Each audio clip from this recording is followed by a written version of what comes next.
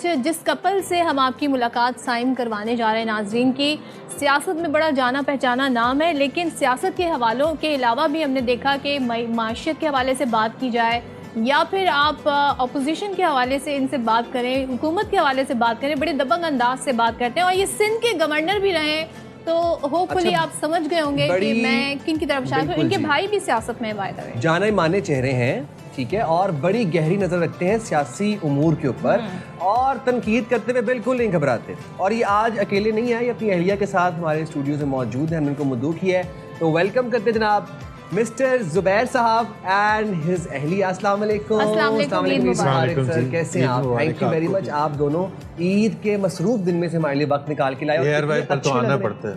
आप you looking so good माशाल्लाह। क्या बात है। तो भाई ज़रा हमें बताएं कि ईद वैसे अमूमन कैसे गुजरती है और ये कौन सी भी ईद है आप दोनों की टुगेदर? कितने साल हो गए ज़िंदगी में साथ? अच्छा, अब ईद कितनी है, क्योंकि वो तो हर 10 दिन में वो ज़ाहिर इस्लामी कैलेंडर चेंज होता है, तो ईद बने, बट हमें 45 इयर्स हो गए माशाल्लाह टुगेदर। माशाल्लाह इन 45 तो तकरीबन 50 तो ईद नहीं, मतलब डबल करते हैं, 2 ईदें अगर दो ईदें मिला तो 100 तो हो चुकी हैं। 100 ईदें जी माशाल्लाह। And going on still counting. आप लोगों को ऐसी मजीद ईदें जो है वो दिखाना नसीब करें जी। इन 45 इयर्स में भाभी आपसे सवाल है, कभी आपको ये जहन में ख्याल आया हो कि मतलब अब लाइफ जो है ना वो बड़ी मोनोटनस हो गई है या बड़ी कांस्टेंट जा रही है, यू नो, एक स्पार्क जो है वो हम देखते हैं आजकल खास तौर पर जेंजीज का वक्त है ना, सफोकेशन होने लग जाती है कपल्स को आपस में और वो रिलेशनशिप इश्यूज बड़े हैं भाई, स्पेस चाहिए होती है। इन 45 इयर्स में कहीं पे आपको लगा कि यार no now I need my space? मैं आपको बताऊं कि जो लोग फालतू होते हैं, फारिग होते हैं, लाइक कुछ कर नहीं रहे होते, उनके लिए ये सब होता है। Otherwise I am so busy, Zubair is so busy, तो मेरा उस तरफ दिमाग जाता ही नहीं कि क्या हालात हो गए हैं। Keep yourself occupied. She is a dress designer, one of the top dress designer हमारे यहाँ। और आजकल तो रमजान जो गुजरा है उसमें तो यू कैन इमेजिन आज की दिहाड़ी आपने मेरी खराब करा दी। माशाल्लाह, हमें तो आइडिया हो गया आपकी स्टाइलिंग देख के, क्या बात है। तो वैसे जरा आप चार्टर्ड अकाउंटेंट थे? MBA IBA से MBA। तो यहाँ सियासत में, और आप लोग माशाल्लाह 6 भाई हैं, कैसे सियासत में एंट्री कैसे हुई?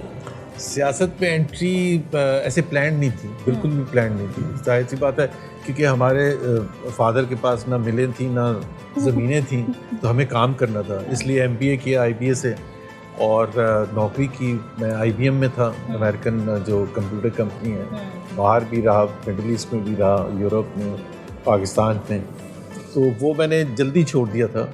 फिर उसके बाद एक जस्ट अ कोइंसिडेंस, पॉलिटिक्स के जर्म्स थे। जर्म्स मतलब कैसे आइडिया हुआ कि आपके अंदर पॉलिटिक्स की जर्म्स इसलिए थे कि जब मेरे फादर रिटायर हुए थे तो भुट्टो साहब के ज़माने में वो उनको रिटायर किया गया था। अच्छा।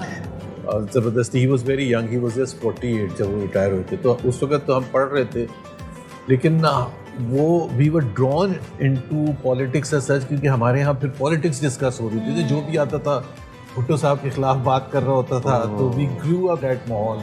तो इस वजह से लेकिन जाहिर है कोई जॉइन पॉलिटिक्स तो वो जॉइन करता है जिसके पास पैसे हों। एक बड़ा सिंपल सा क्वेश्चन होता है, भाई आप पॉलिटिक्स करेंगे तो घर का चूल्हा कैसे चलेगा, बच्चे बीवी उसको कैसे पालेंगे? That is why there was no question कि हम पॉलिटिक्स में मैं आऊँ। जब वहाँ IBM छोड़ दिया और एक चांस मीटिंग हुई शहबाज शरीफ के साथ, चांस मीटिंग लाहौर में 2012 में, और उन्होंने ऑफ़र दी मुझे, तो मैंने सोचा कि व्हाई नॉट, अच्छा आइडिया। उससे 4 महीने पहले या 2 महीने पहले मेरे भाई असद उमर ने PTI ज्वाइन किया था, तो कुछ ऐसे लगा कि शायद मुझे उस जोश में आके मैंने ज्वाइन कर लिया। हालांकि मैं यहाँ से लाहौर गया था एक मीटिंग करने के लिए, उन्होंने बुलाया था। उस मीटिंग के दौरान उनको कुछ चीज़ पसंद आई, तो उन्होंने कहा आप थोड़ा सा रुक जाएंगे, मियाँ साहब भी आ रहे हैं, अच्छा। मैं चाहता हूँ आप उनसे मिल लें। तो मैं रुक गया, मियाँ साहब आ गए, उनके साथ चौधरी निसार थे, फर्स्ट टाइम मैं उनसे मिल रहा था। मियाँ साहब को कुछ पत्नी पसंद आए, तो उन्होंने कहा आप एक दिन रुक सकते हैं, हमारी कल मीटिंग है पूरी, उनकी जो भी कोर कमेटी थी PMLN। तो मैंने कहा जी रुक जाता हूँ, मैंने कहा जाती उम्र भी देख लूँगा। तो दूसरे दिन गया तो मैं फर्स्ट टाइम सबसे मिला, परवेज रशीद, ऐसे बाल इसाक डार वगैरह से। सो उस वक्त उन्होंने मुझे ऑफ़र कर दी। एंड देन आई थॉट कि मैंने पढ़ाया भी है IBM में, नौकरी की IBM में, अखबार में भी लिखा काफ़ी, तो सब कुछ किया होता। मैंने कहा व्हाई नॉट जॉइन पॉलिटिक्स, बड़ा इंटरेस्टिंग होगा। ओके, फिर वो तो ये कितना ऐसे इंटरेस्टिंग और वहाँ से फिर वहाँ से आगे मैं हमारे बाहर नहीं आ सामने। सकता फिर पॉलिटिक्स। ये ma'am I have a question for you since you are a fashion designer. मैं अगर आपको कुछ नाम बताऊं और मैं आपसे कहूं कि आपने इन लोगों की फैशन सेंस को रेट करने आउट ऑफ 10, तो आप कर सकेंगी? मतलब ऑब्वियसली आप कर सकेंगी, जायज़ भी है, मतलब आप लेकिन फैशन आपको डिज़ाइनर सच्चा सच्चा रेट करना है, बताना ये नहीं आप आपके लिए। सोचेंगे किसी का दिल दुख जाएगा। फौरन जो पहला सच्चा ही करूंगी इसलिए कि ज़ाहिरा मेरी मतलब 10 जो है वो बेस्ट के लिए एग्जैक्टली और 0 सबसे खराब। हाँ, जो जीरो पहला 5 is आपके average। दिमाग में थॉट आएगा ना, आपने बस वही बोलना है, सेकंड थॉट नहीं देना आपको, ठीक है? तो मैं अगर आपको पहला नाम दूं, मरियम नवाज, बहुत मतलब क्या कहना चाहिए 10 out of 10, 10 10 by 10, Azma Bukhari 8 शेरी रहमान साहिबा, शेरी रहमान भी 10 10 और मरियम औरंगजेब मरियम औरंगजेब 8 हिना रबानी खान, 7 अच्छा मुझे इतराज है। जी जी अच्छा आपको अगर इन सब में मैं बताऊं कि सबसे क्लासिक है हाँ। हिना रबानी खान, उसकी तारीफें इंडियंस ये भी तो करती है। हैं और दुनिया करती है। हाँ। तो मुझे नहीं पता, नहीं उसका एक तो उसके पास डिजाइनर बैग्स है, वो सारा कुछ तो होता ही होता है। तो सबके And the पास होते हैं, quality- सारे politicians को quality of clothes and the way she carries herself, I think Asifa Bhutto साहिबा आसफा भुट्टो 9 बिल्कुल बिल्कुल। वो इतने सिंपल मतलब इतने सिंपल कपड़े पहनती हैं, उसमें भी वो इतनी अच्छी है। उज़मा कारदार साहिबा 2 हिना परवेज भट्ट हिना अच्छे कपड़े पहनती है, हिना को मैं 8 अच्छा, बड़े दिल फराक, क्या कहना चाहिए, हाँ, फराक दिल दिली बहुत से बड़ा है। नंबर दे रही है। अभी से शुक्र है और ज़ुबैर ज़ुबैर आपको साहब एक हर किस्सा- बात पे जो है ना ज़ुबैर एक एतराज़ कर किस्सा सुना देंगे जिससे पहले कि मैं आपको बता दूं, बहुत बड़ा था। कौन सा किस्सा कौन सा है? किस्सा ये तो आप सुना ही दे। उसका किस्सा वो चूड़ियों वाला चूड़ियों वाला। हाँ, वो इतना बड़ा दिल है। अभी हम दुबई गए हुए थे 3 महीने पहले, तो हम एक होटल में बैठे थे, तो एक इंडियन कपल वहाँ बैठा था, तो उसने मेरी वाइफ के वो देखे कुछ 2 कंगन टाइप जो Bangles थे। बैंगल्स, तो he said it is so beautiful. बस उसने ये कहा ना, उसके हस्बैंड ने कहा उसके हस्बैंड ने कहा दे सो ब्यूटीफुल, बीवी को देती है। Ma'am these rings are so I beautiful. like the necklace. Love the अच्छा मैं भी हैरान, अच्छा वो आगे से कह रही है कि no what are you doing. उसने कहा अच्छा मैंने कहा चले मैं इंसाफ कर दूं, मेरी तो हालत खराब होगी, कर क्या रही है। तो मैंने कहा चले एक आप रख ले, एक आप। नहीं और जुबैर ने आपको पूरी बात नहीं बताई। जब मैंने उनसे कहा कि नहीं ये रियल नहीं है, आप लें इस तरह, तो अपने हस्बैंड से कहने लगी कि पता नहीं नाम क्या था, उस लड़की का नाम पूछा था, तो उसने कहा कि इतना ज़बरदस्त इनका दिल है, आप लोग इतने अच्छे लोग हैं, पाकिस्तानी कितने अच्छे लोग हैं, बट आप मुझे बताएं आप लोग हमें मारते क्यों हैं? Oh God. ठीक है, जंग हो चुकी। जंग से थोड़े दिन बाद की बात। अच्छा जरा हम ये जानना चाहते हैं आपकी इनसे मुलाकात कैसे हुई? ये लव मैरिज है, arrange marriage? I mean we were neighbours. उस जमाने में जाहिर है नेबर्स ही काम आ शुरू जाते से ही मतलब ना नहीं मतलब पड़ोसियों से जिस तरह अच्छे ताल्लुकात, हैं, ज्यादा ही अच्छे ताल्लुक। उस वक्त तो घर में नहीं फोन होता था, हाँ ऐसे ही। तो आप उस वक्त तो मोबाइल नहीं होता था। छतों से कम्युनिकेट करते थे, बारियों से ऐसे झांक झांक के, वो वाला सिलसिला। वो लंबी कहानी है, लेकिन बात ये है कि पैदल आज जाते थे पेट्रोल पंप से फोन करते। अच्छा पता चला पेट्रोल पंप का फोन यूज करते वो थे। जो वो वाला होता था फोन, वो जो लेकिन ऐसे हाँ हाँ ऐसे। नंबर कैसे लिया था घर का? अब वो ये अच्छा तो उस वक्त वो मिल अब जाता आप नहीं, उस वक्त का तरीकाकार अगर आप पूछ रही हैं तो मैं बता देता हूँ। उस वक्त ये होता था कि डायरेक्टरी होती थी, फोन डायरेक्टरी आती थी, तो आप घर के बाहर जो नाम लिखा होता था ना, कितनी वो नाम मेहनत करनी पड़ती। वाह वहां से नंबर निकाल, वाह वाह वाह। बहुत मुश्किल पहला हालात फोन थे। किसने उठाया था? अच्छा इन्होंने किया था ना, ये भी मैंने पता नहीं होता था ना कि इनकी भी उठाएगा इतनी बहनें कौन? थी, हाँ। तो भाई कौन कौन सी वाली? शादी फिर प्रपोजल गया, घर वालों ने, किसी ने कोई एतराज? बहुत मुश्किल, मुश्किल हुई उस किसकी वक्त हर तरफ? चीज मुश्किल होती थी, उस वक्त ऐसे नहीं होता हर था। चीज आराम से नहीं मिलती। आपकी फैमिली ने मुश्किल की, इनकी इनकी तो हमारी फैमिली फैमिली इतनी चिल है ना, इनकी तो हमारी माशाल्लाह फैमिली मदर फादर, जिसने बेटे ने जाके बता दिया मदर को कि जी इससे करनी है, तो कभी उन्हें कोई लड़के पे एतराज। एतराज था?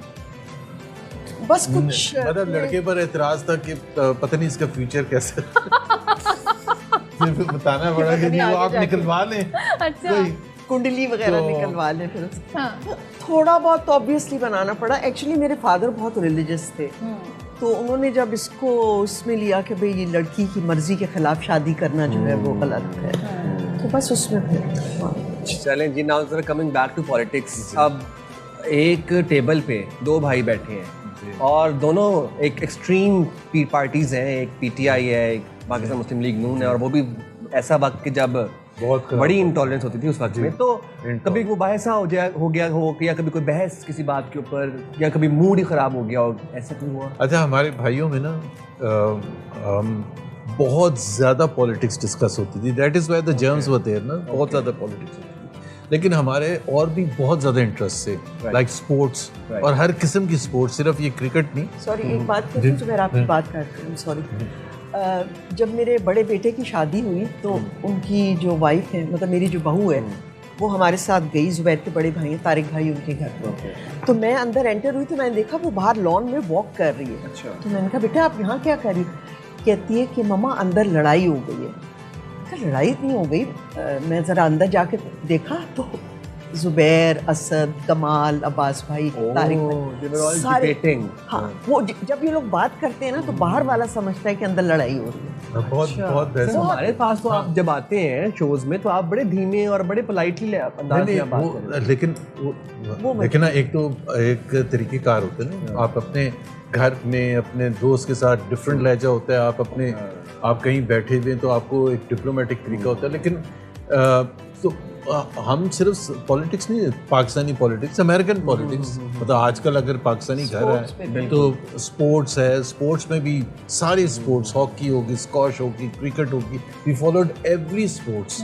वो स्पोर्ट्स भी जो generally are not discussed like athletics and swimming and other sports, so we follow it. तो वो काफ़ी, अगर माहौल ख़राब हो जाए तो स्पोर्ट्स पर भी आ सकते हैं। अमेरिकन पॉलिटिक्स है, इंटरनेशनल पॉलिटिक्स है, finance, economics, stock exchange, subjects कभी ख़त्म ना होने वाले। बिल्कुल, वो तो हम रोजाना ही देख रहे थे। अच्छा, आपको जो जिम्मेदारी सौंपी गई एज गवर्नर सिंध, क्योंकि PMLN की बात करें तो कराची में कोई उनका इतनी रूट्स ऐसी नहीं है। जी जी जी। तो कराची सबसे बड़ा शहर इस सूबे का, और फिर पूरे सिंध पूरे के पाकिस्तान का। जी, पूरे पाकिस्तान का सबसे बड़ा शहर। तो ज़रा बताएं कैसी जिम्मेदारी जब दी गई तो क्या ख्यालात थे? मतलब आप नर्वस हुए या आपको लगा कि क्या बड़ी ज़बरदस्त बात हुई है? नहीं, मतलब जाहिर, मैं उससे पहले 2012 सितंबर में ज्वाइन की पॉलिटिक्स, और जून 2013 में मैं काबीना का हिस्सा था। तो मेरे तो कभी सोचा भी नहीं था इस तरह से। पहले बोर्ड ऑफ इन्वेस्टमेंट का चेयरमैन था, फिर प्राइवेटाइजेशन मिनिस्टर बना। 3 साल के बाद गवर्नर, जब इशरतुल इबाद थे, उनके जाने के बाद किसी को गवर्नर बनाया था, कौन थे? उनकी डेथ हो गई, सईदुज़्ज़मान सिद्दीकी। उनकी 2 महीने में ही डेथ हो गई। तो फिर जिस तरह से कानून के तहत जिसकी फेडरल हुकूमत होती है उसका नॉमिनी होता है। मैंने एक दिन भी, मेरी नेचर ही नहीं है कि मैं जाके इधर उधर फिरूं कि जी मुझे गवर्नर के लिए करूं। बट लोग बात कर रहे थे कि शायद मेरी बारी आ जाए, लेकिन इतने सीनियर लोग थे पार्टी में। सो जब मुझे बताया बुला के एक दिन शाम को मरियम नवाज़ ने नवाज शरीफ ने, तो I was thrilled beyond my imagination. बहुत बड़ी बात है। और मेरा, जब मैं गवर्नर हाउस में आया तो उसमें मेरी जो सबसे ज़्यादा जज्बात, इमोशंस थे, एक तो गवर्नर के, कि ये वो घर है जहाँ कायदे आज़म रहे, ये वो ऑफिस है जहाँ कायदे आज़म काम करते थे। So all through the time जब पाकिस्तान बना है, उस वक्त से लेके जब उनकी डेथ हुई है, वो उस घर में थे। And I am Karachi. तो उनका जो गवर्नर हाउस में ना, ज़ाहिर है सब कुछ चेंज हो गया, लेकिन जो उनका ऑफिस है ना, जो उनका ऑफिस था, उसको ऐसे ही रखा है, वही कुर्सी, वही फर्नीचर, किताबें, डायरीज वगैरह। So it's a very emotional thing. Then मैं हमेशा से किताबें बहुत पढ़ता हूँ, बट मैं I read much more about Quaid-e Azam then कि वो, मतलब फिर आपको पता चलता है वो कितने बड़े इंसान थे। सर वैसे मैं I am very curious to know, governor house में गवर्नर की खिदमत के लिए कितने मुलाजमीन होते हैं वैसे? मैं बता देता हूँ, 500 बंदा। जी, 35 तो माली, 35 माली है सर जी, एक गवर्नर के लिए एक 500 गवर्नर की बंदों की फौज। जी। अब वो करते क्या है सर? तो पता नहीं क्या करते हैं लेकिन आना जाना बहुत लेकिन होता है वहाँ मैं पर। सिर्फ ये बताऊं कि बिल्कुल जो होना चाहिए उससे बिल्कुल बरखिलाफ है। मतलब एक गवर्नर के लिए जिस तरह आपने कहा ना वो इतना बड़ा है। मैंने प्रेसिडेंट ऑफ पाकिस्तान को, बिकॉज गवर्नर जो है उस तरह से रिपोर्ट करते हैं प्रेसिडेंट को, मैंने एक ख़त लिखा था कि जी ये जो है थर्ड पार्ट होना चाहिए लेकिन ये बहुत एग्जेजरेटेड है। अच्छा, वो जो गवर्नर हाउस में वो सिर्फ गवर्नर का घर नहीं होता, बाय द वे वो मैं वैसे बता दूं, मिलिट्री सेक्रेटरी का भी होता है, प्रिंसिपल सेक्रेटरी भी वहाँ रहता है, एडीसी भी वहाँ रहता है, दूसरा स्टाफ उनके भी घर होते हैं।